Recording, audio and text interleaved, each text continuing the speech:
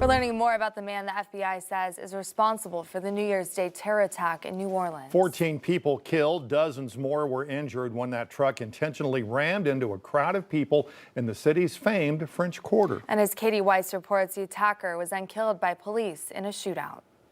Law enforcement say they've followed up on more than 400 tips since Wednesday's rampage here at the intersection of Canal and Bourbon in New Orleans. They also say they've reviewed 3 phones and 2 laptops that belonged to the attacker, all as they try to piece together what happened.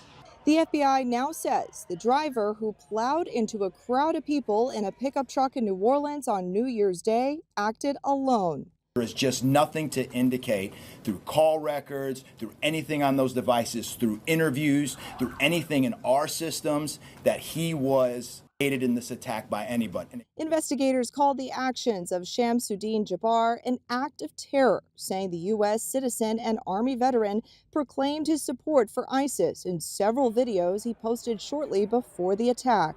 In the first video, Jabbar explains he originally planned to harm his family and friends, but was concerned the news headlines would not focus on the, quote, war between the believers and the disbelievers, end quote. The FBI searched Jabbar's house in Houston Thursday. Among the victims killed in the attack were 28-year-old former Princeton University football star Tiger Besh and Reggie Hunter, 37-year-old father of 2. Back in New Orleans, Bourbon Street reopened to pedestrian traffic Thursday afternoon ahead of the start of the Sugar Bowl, which was delayed a day because of the tragedy.